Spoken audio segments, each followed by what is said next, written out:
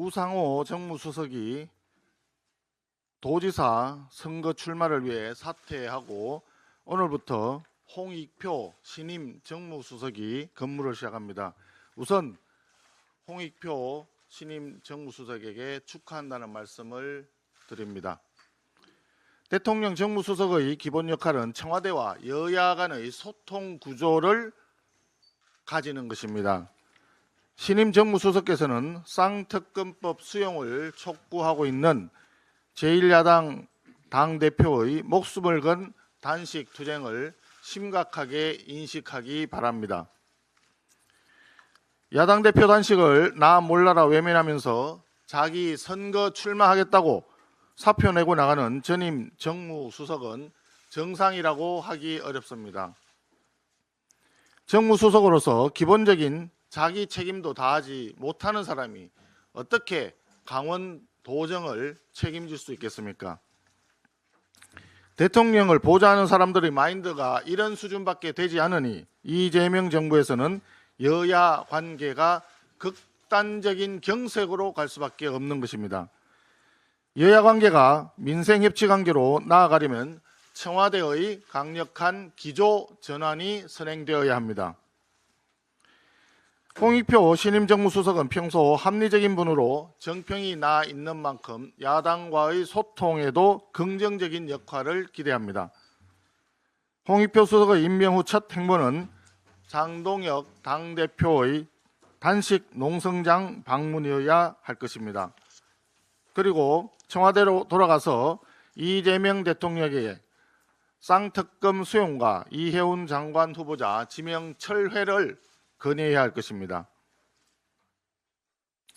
국민의힘 국회의원들은 오늘 11시 청와대 앞으로 가서 쌍특검 촉구 규탄대회를 열고 청와대에 쌍특검 수용 요구서를 전달할 예정입니다.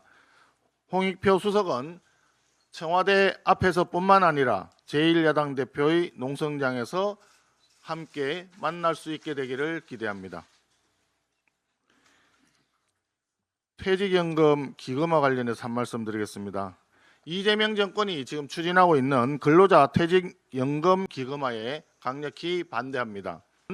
개인 퇴직연금의 국유화입니다. 개인의 재산에 대한 자기결정권은 헌법이 보장하는 기본권입니다. 근로자 개개인의 노후 자산을 국가가 일괄적으로 통제 운용하겠다는 발상은 명백한 위헌입니다. 2024년 말 기준으로 시장의 퇴직연금 적립액은 무려 432조 원에 달합니다. 게다가 더불어민주당이 발의한 법안 중에 퇴직연금 공단을 신설하겠다는 내용도 있습니다. 결론적으로 기금이 정권 입맛에 맞는 운영으로 이어질 것이고 낙하산 인사로도 이어질 것입니다. 지금 환율 문제가 심각한데 국민연금공단을 환율 방어를 위해서 끌어다 쓰겠다는 발상이 넘쳐나고 있습니다. 만약에 개인의 퇴직연금마저도 연금공단을 만들게 된다면 국가가 필요한 경우에 얼마든지 개인의 노후연금을 갖다가 쓸 수 있다라고 하는 이야기입니다. 운용 과정의 부실과 불합리한 점은 물론이고 운용 실패의 책임마저도 국민에게 그대로 전가하는 결과가 될 것입니다. 책임과 운용 과정이 불분명한 이러한 퇴직연금 기금화 발상은 매우 전체주의적인 발상이라는 점을 분명히 말씀드립니다. 청년층 사이에서는 이미 국민연금의 강제 가입과 지속 가능성에 대한 불만이 굉장히 커져 있습니다. 국민연금이 조금 전에 말씀드렸듯이 환율 방어 등 정책 수단으로 이용되고 있는 것처럼 악용될까 우려와 비판이 큽니다. 다시 한번 말씀드립니다. 퇴직금은 국가의 것이 아니라 국민 개개인의 것입니다. 우리 국민의힘은 국민재산의 국유화 시도를 결코 좌시하지 않을 것입니다. 이상입니다. 예, 정책위 의장입니다. 부동산 대책과 관련해서 말씀드리겠습니다. 10, 15 고강도 부동산 대책이 시행된 지 석 달, 결과는 참담합니다. 집값은 잡히지 않았고 오히려 보란 듯이 다시 치솟고 있습니다. 규제로 수요만 억누르면 집값이 잡힐 것이라는 이재명 정권의 오판이 다시 한번 증명된 것입니다. 시장을 이기려는 정권의 독선이 결국 실수요 국민들의 내 집 마련 꿈만 더 멀어지게 만들었습니다. 더 큰 문제는 이재명 정권의 무능과 무책임입니다. 연초에 발표하겠다던 공급 대책은 아직도 강감무소식입니다. 자치구별로 구체적인 공급 대책을 내놓겠다고 호언장담하더니 아직도 답을 못 내놓는 이유가 무엇입니까? 재건축과 재개발을 꽁꽁 묶어둔 채 마른 수건 쥐어짜듯 유휴부지만 찾고 있으니 대책이 나올리 만무합니다. 여기에 정책 혼선까지 더해지고 있습니다. 김용문 정책실장이 언급한 똘똘한 한 채 보유세 인상카드는 정책의 방향성을 더욱 흐리고 있습니다. 세금을 올려 집값을 잡겠다는 발상은 이미 문재인 정권 시절 처참한 실패로 끝났습니다. 왜 똑같은 실패의 길을 가려 합니까? 징벌적 과세는 집값을 잡는 도구가 아니라 국민 고통만 가중시킬 뿐입니다. 이재명 정부에 촉구합니다. 공급 대책 발표를 더 이상 미루지 마십시오. 다만 지난 9.7 대책처럼 LH를 앞선 공공 및 임대 중심의 정책이라면 차라리 내놓지 마십시오. 국민이 원하는 것은 공공임대가 아니라 내가 살고 싶은 곳의 내 집 마련입니다.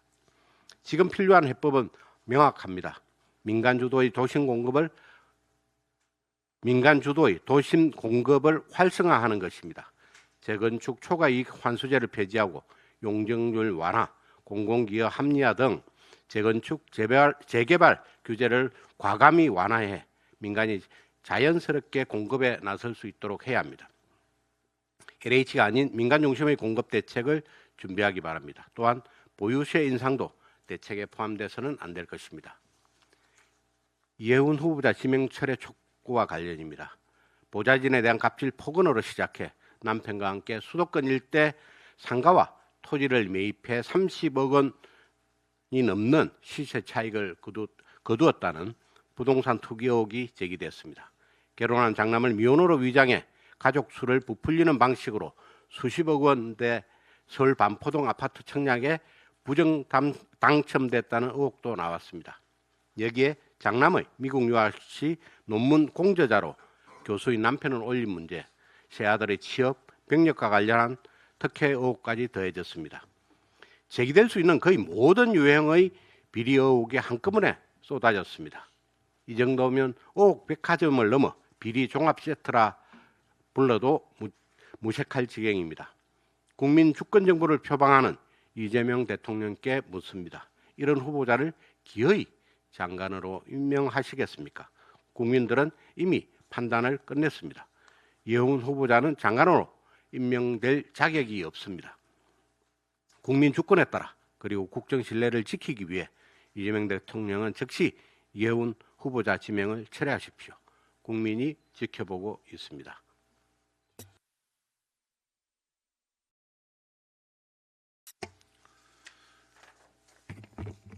장동혁 당대표의 단식 6일째입니다. 건강이 염려되는 상황에 안타까움과 걱정이 큽니다. 단식 현장을 찾아 힘을 보태주고 계시는 국민 여러분들과 당원 여러분들께 깊이 감사드립니다. 24시간 필리버스터를 포함해 야당으로서 할 수 있는 모든 수단을 동원했지만 거대 의석의 민주당의 입법 폭주는 계속되고 있습니다. 여야 간 협치와 수기가 사라진 우리 국회에서 다수결은 폭정이라는 의미로 퇴색된 지 오래입니다. 더불어민주당에게 유리한 2차 종합특검은 재탕, 삼탕용이라는 우려와 지방선거를 앞둔 정치 공세용이라는 비판 속에서도 멈춤 없이 강행되었습니다. 여당으로서 야당 대표의 단식을 대하는 최소한의 도의적 배려조차 보이지 않은 채 민주당의 정청래 대표는 단식의 명분 운운하며 그 의미를 폄훼하였습니다. 통일교 게이트 특검과 민주당 공천 뇌물수수 특검은 국민들께서 진실이 밝혀지기를 요구하고 있습니다.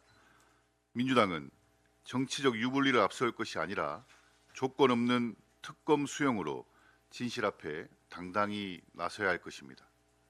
우리는 국민과 함께 장동혁 대표 중심으로 끝까지 그 책임을 묻겠습니다. 새해를 맞아 국민의힘 역사상 처음으로 당비를 납부하는 당원 수가 100만 명을 돌파했습니다. 19일인 어제 기준으로 당비 납부 당원 수는 108만 3천여 명에 이르렀고 책임 당원 수도 82만 명을 넘었습니다. 당비 납부 당원 수가 지속적으로 증가하는 추세를 보이는 것은 단순히 지방선거를 앞두고 있다는 이유만으로 그 추세가 유지되기는 쉽지 않을 것입니다. 장동혁 대표가 제시한 이기는 변화에서 당원 중심의 정당을 만들겠다는 선언과도 흐름을 같이 하고 있습니다. 당명 개정과 관련해서도 일주일간 진행된 당명 공모전에서 총 1만 7천 건의 아이디어가 접수되었습니다. 앞서 진행된 책임 당원분들께서 제안해 주신 1만 8천여 건과 더하여 총 3만 5천 건의 당명을 제안해 주셨습니다. 국민의힘의 새로운 당명에 대한 뜨거운 관심과 기대를 보여주신 것입니다. 당원 한 분 한 분의 기대와 열망이 헛되지 않도록 더 낮은 자세로 민생과 경제를 챙기고 국민께 신뢰받는 정당으로 거듭나겠습니다. 다가오는 지방선거에서 당원 여러분들과 국민 여러분들과 함께 뛰고 함께 승리하겠습니다. 운영수석입니다. 경제, 민생, 외교 등 국정 전반에서 낙제점을 받고 있는 이재명 정부가 유독 북한에 대해서는 말 잘 듣는 모범생처럼 굴고 있습니다. 북한의 심기관리라도 하는 것인지 북한이 요구해온 사안들을 알아서 척척 내려놓고 있습니다. 이재명 대통령의 한마디에 대북 전단 행위가 금지됐고 국정원의 대북 확성기 방송이 중지된 것도 모자라 이제는 국회 도서관을 포함한 전국 181개 기관에서 체제 선전물인 북한 노동신문을 누구나 볼 수 있게 되었습니다. 통일부는 민간단체의 대북 접촉 신청을 잇따라 허용하고 재정, 행정적 조치나 기업 피해에 대한 고려 없이 개성공단 재가 등을 전제로 제도, 조직 개편에 나서고 있습니다. 이재명 대통령 출범 이후 반년 동안 일방적 대북 유화 조치만 벌써 7차례입니다. 그러나 돌아온 것은 대화가 아니라 남북관계 개선은 개꿈이라는 북한의 힐난과 조롱뿐이었습니다. 최근 무인기 사안은 이재명 정부의 굴종적 대응을 더욱 적나라하게 보여주고 있습니다. 북한의 일방적인 무인기 침투 주장에 대통령이 공개적으로 나서 신속 엄정 수사를 지시하는 것도 납득하기 어려운데 북한은 이 대통령의 지시가 나온 지 하루 만에 국방부의 자극할 의도가 없다는 입장에 대해 연명을 위한 현명한 선택이라며 대놓고 조롱했습니다. 도대체 왜 이재명 정부는 이렇게까지 굴욕적으로 끌려다녀야 합니까? 이재명 정부는 북한의 약점이라도 잡힌 것입니까? 이재명 대통령의 경기도지사 시절 이화영 평화부지사는 쌍방울 800만 달러 불법 대북 송금 혐의로 유죄 확정이 되었고 이재명 대통령은 공범으로 기소되었습니다. 북한으로부터 불법 대북 송금의 내용을 까발릴 수 있다는 협박이라도 받고 있는 거 아닌지 의심스럽기도 합니다. 평화는 그걸로 오지 않습니다. 안보를 허물어 얻는 평화는 굴욕일 뿐입니다. 국민 앞에서는 금쪽이, 북한 앞에서는 모범생인 정부, 이재명 정부는 원칙 없는 굴종적 대북 정책을 즉각 중단하기 바랍니다.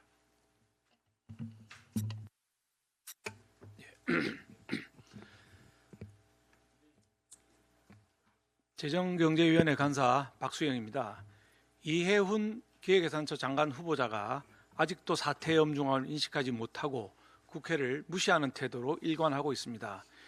이 후보자는 비망록 의혹을 제기한 청문위원을 고소하겠다고 언론을 통해 급박한 데 이어 어젯밤에는 국회를 나가면서 야당에서 낼 수 없는 자료를 요청했다, 야당에서 이미 낸 자료를 또 달라고 한다는 등 조롱성 발언까지 서슴지 않았습니다.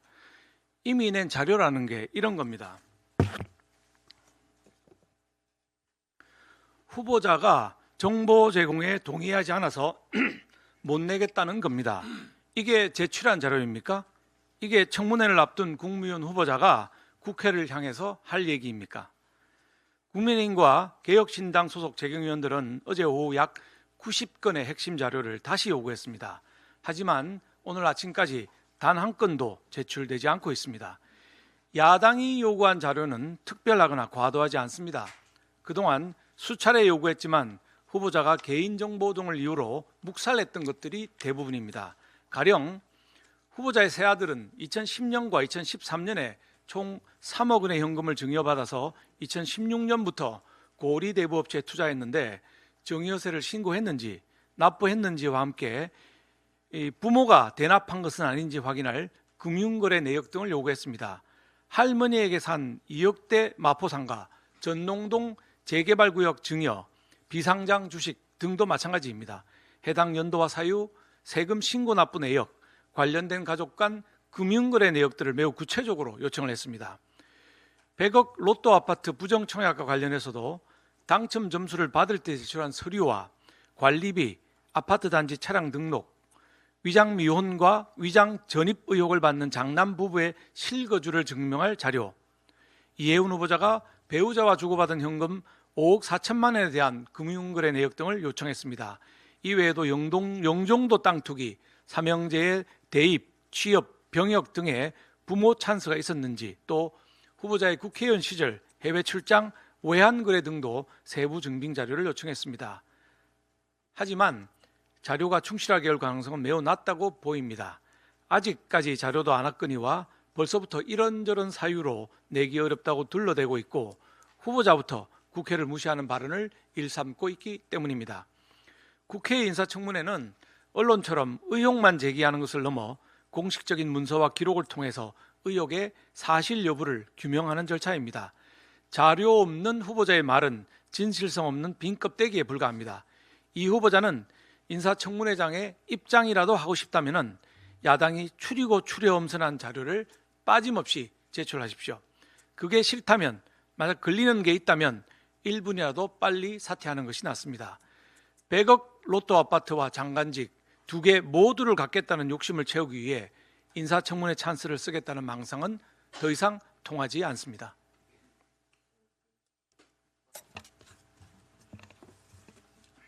국방위 간사입니다. 무인기 침투 사건에 대해 말씀드리겠습니다.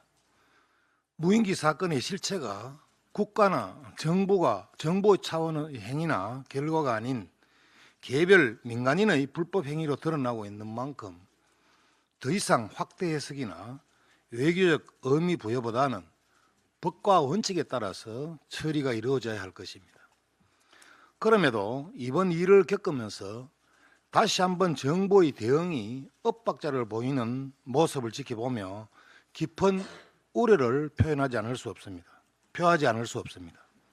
통일부 장관은 사실관계가 확정되기도 전에 상응 조치를 언급하며 사실상 사과 가능성을 시사했고 국가안보실은 사과를 전제로 해서는 안 된다는 취지의 다른 메시지를 냈습니다.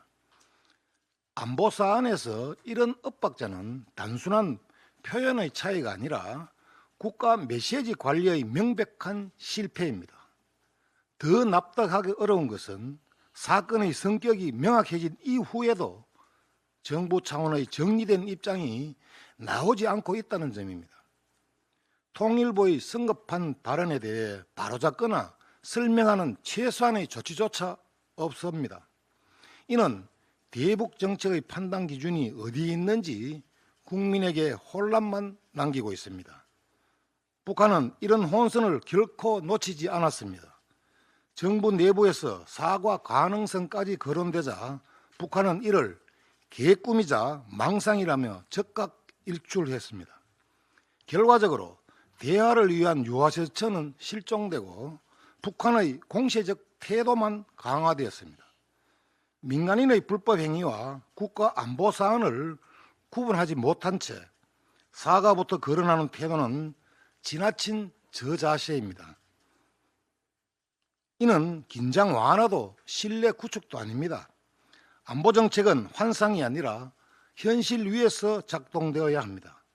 정부는 통일부와 국가안보실 간 엇박자를 즉각 정리하고 사실과 원칙에 기초한 단일되고 일관된 대북 메시지를 분명히 해야 합니다. 주권과 안보 문제 앞에서 북한의 판단 기준이 모호해 보이는 순간 그 공백은 반드시 상대의 공세로 채워진다는 점을 분명히 인식해야 할 것입니다.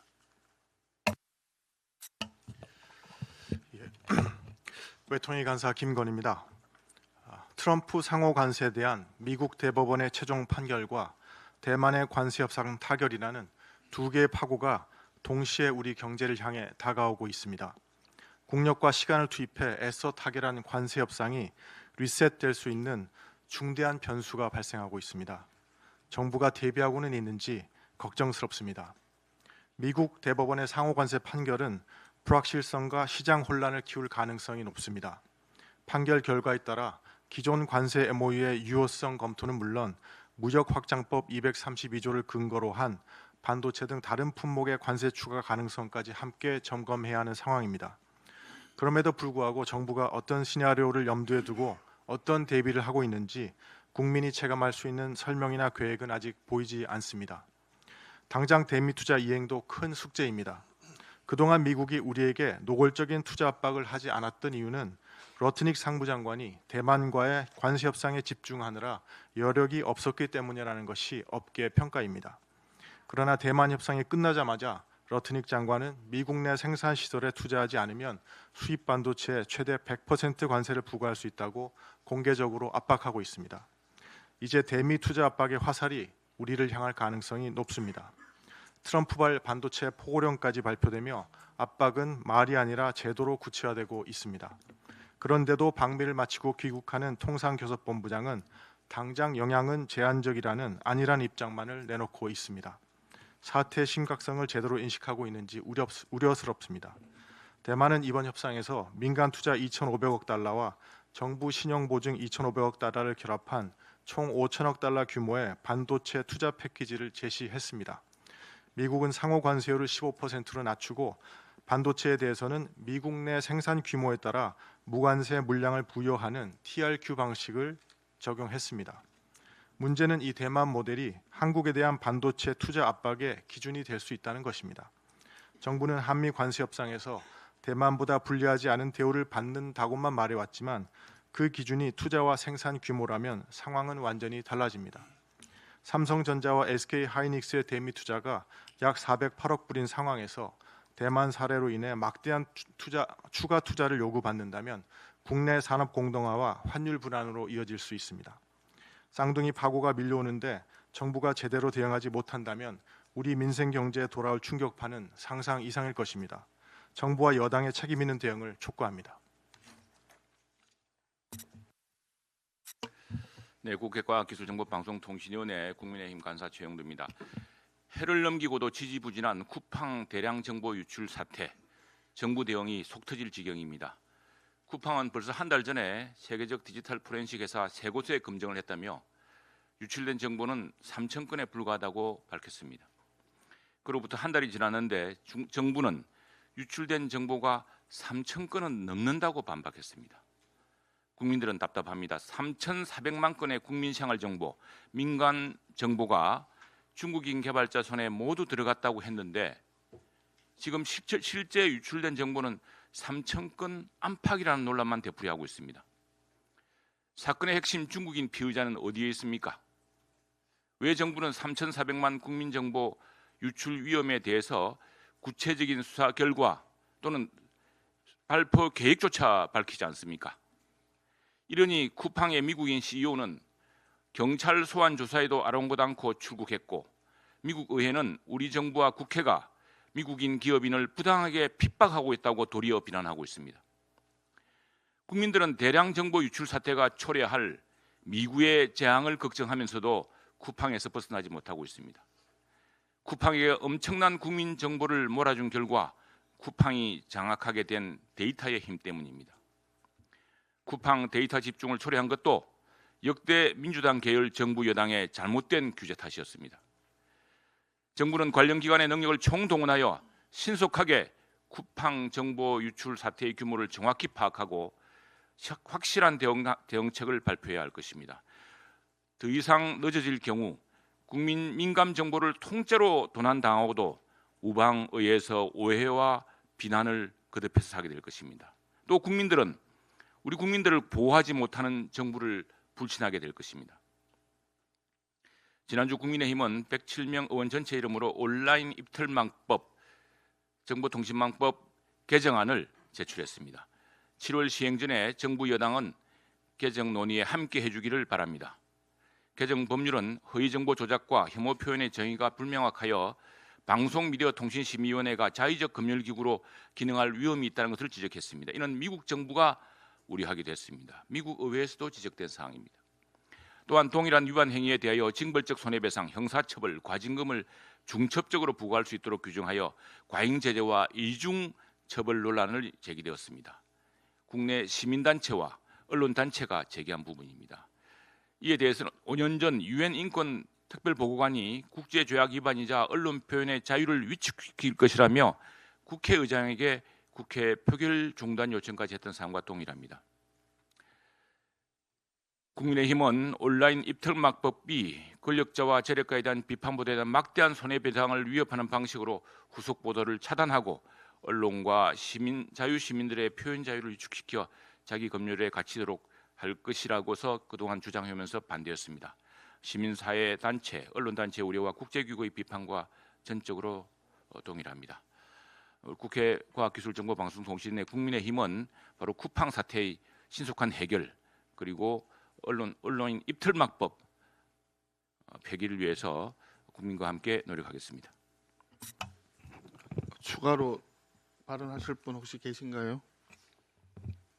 한 가지만 말씀 좀 우리 박수영 간사님, 지금 이해운 후보자 문제가 지금 좀 심각한데 한번 비교를 한번 해보시면 어떨까 싶어요. 강선우 장관 그때 여가부 장관 후보자가 낙마했을 당시에는 그 갑질 의혹이 주로 문제가 되어서 그것만으로도 이제 낙마가 됐지 않습니까? 근데 지금 이해운 후보자는 뭐 갑질은 뭐 기본이고 거기에 아파트 부정 당첨 의혹, 아까 로또라고까지 표현하셨는데 그 문제하고 그 아들들에 대한 그 정예와 상속 유사한 그런 재산을 넘겨준 문제, 거기도 또 비망록 뭐 그 이상한 얘기들도 나오고 하던데 이런 여러 가지 상황들을 볼 때 장관 후보자 낙마한